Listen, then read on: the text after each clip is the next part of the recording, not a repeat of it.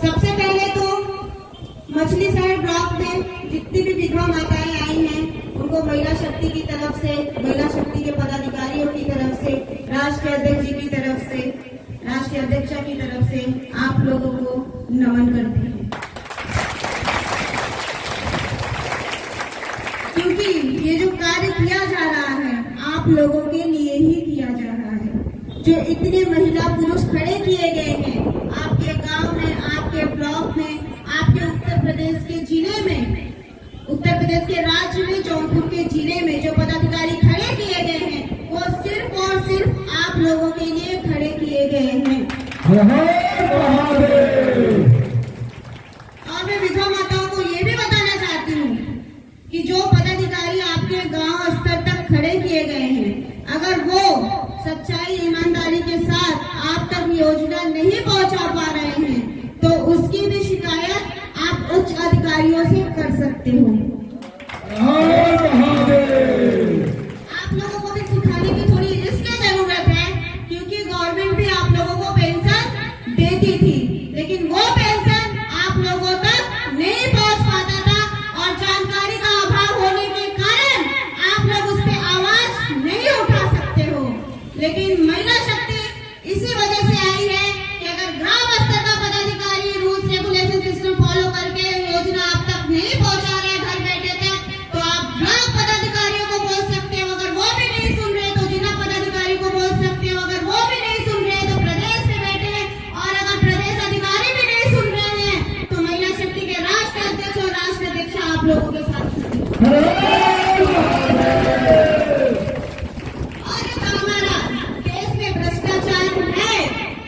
जो चापलूसी है उसे ही खत्म करने के लिए महिला शक्ति आई है। और महिला शक्ति का एक एक पदाधिकारी जो ग्राम स्तर से लेके प्रदेश स्तर तक खड़ा है, इसे यही लोग खत्म करेंगे। और विधवा माताओं को मैं एक चीज और बोलना चाहती हूँ, जिस ब्लॉक में, जिस ग्राम पंचायत में जहाँ की प्रशासन या फिर कोई अराजक तत्व आप लोगों का कार्य रोकने की कोशिश कर रहा है, तो आप लोगों को भी जागृत होने की जरूरत है, आप लोगों को भी महिला शक्ति का साथ देने की जरूरत है। उनकी जाके पिटाई करिए और पूछिए कि तुम लोग हमारा कार्य किस वजह से रोक रहे हो, वजह पूछिए उनसे कि वजह क्या है जो आप लोग हमारा कार्य रोक रहे हो, हमारी योजना हम तक पहुंचने नहीं दे रहे हो। करोगे आप लोग? पूछोगे उनसे? बहुत बढ़िया, क्योंकि सिर्फ हमारे पदाधिकारी आप लोगों के खड़े रह के योजना दे सकते हैं, लेकिन अगर आप लोग भी उन तक साथ दोगे तो आप लोगों की योजना पहुंचने में कोई रुकावट नहीं आएगी।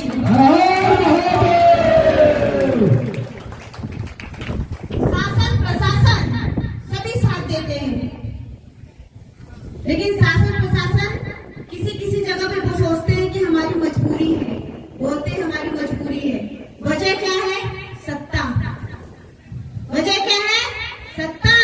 कि वो नेता है, वो नेता है तो नेता बनाया गया है तो अपने देश समाज को आगे बढ़ाने के लिए बनाया गया है, तुम्हें पैसे खाने के लिए नहीं बनाया गया है। प्रशासन अगर बनाई गई है तो अपने देश और समाज को आगे बढ़ाने के लिए बनाई गई है, तुम्हें जो गलत नहीं किया है उसे अंदर डालने के लिए नहीं बनाई गई है। मैं प्रशासन से, महिला शक्ति की राष्ट्रीय अध्यक्षा, एक चेतावनी देना चाहती हूँ कि भारतवर्ष के जितने भी प्रशासन है, अगर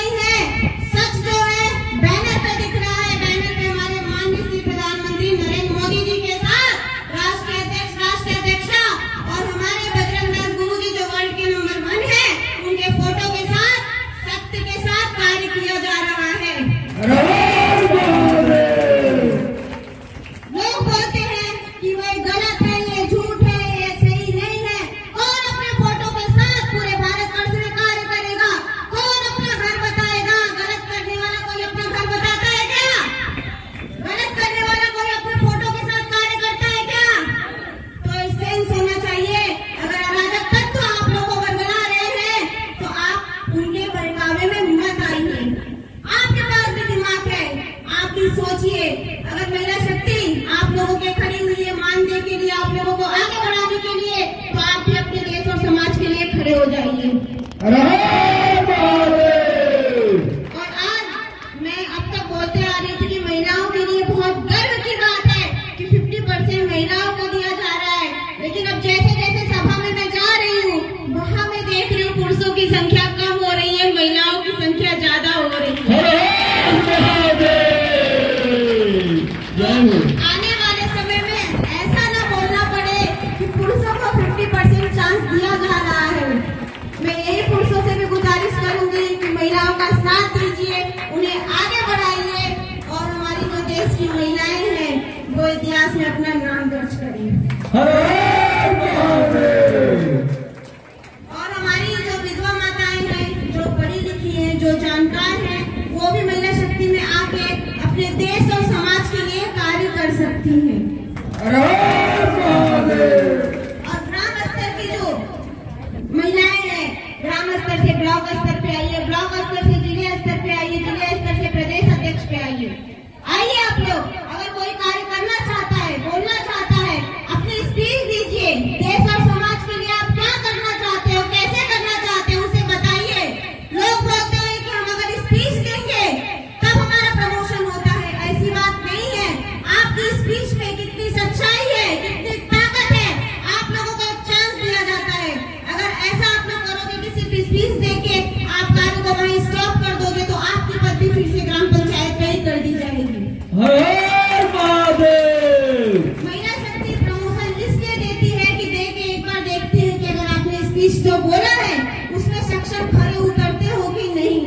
अगर खरे उतरे तो आपका प्रमोशन और ऊपर होते जाएगा, अगर नहीं खरे उतरे तो आप फिर से वहीं चले जाओगे।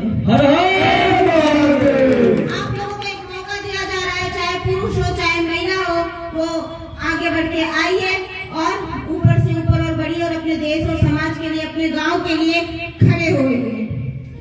तैयार हो आप लोग? मुझे तो नहीं लग रहा है तैयार हो, क्योंकि जब आप बोल नहीं सकते हो अपने देश और समाज के लिए, तो कैसे काम कर सकते हो? किस बात की शर्म है? अपने देश और समाज के बोलने के लिए किस बात की शर्म है? शर्म है किसी बात के लिए? हमारी विधवा माताएं बोल रही है, आप लोग क्यों नहीं बोल पा रहे हो? क्यों नहीं बोल पा रहे हो? कोई दिक्कत परेशानी? महिला शक्ति क्या सही है गलत है? जब सही है तो फिर बोलने में किस बात का डर है? डर है क्या कोई? अगर आप लोग बोलोगे नहीं तो फिर मैं आप लोगों के साथ भी नहीं खड़ी रहूंगी। मानते चाहिए कि नहीं? आवाज मुझे कम सुनाई देता है, मैं ऊंचा सुनती हूँ। मानते चाहिए कि नहीं? जब आपके प्रधानमंत्री आपके साथ खड़े थे, आपके उत्तर प्रदेश के सीएम आपके साथ खड़े हैं, तो आप लोगों को किस बात का डर है?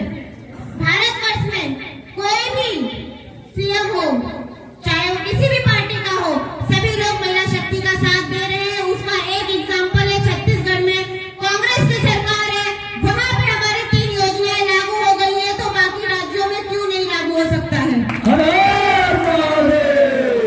महिला शक्ति से, सत्ता से, राजनीतिक पार्टी से किसी से कोई लेना देना नहीं है। और महिला शक्ति बिल्कुल भी किसी से नहीं डरती है, चाहे कोई कुछ भी बोले, इसलिए नहीं डरती है क्योंकि अपने देश और समाज के लिए कार्य कर रही है।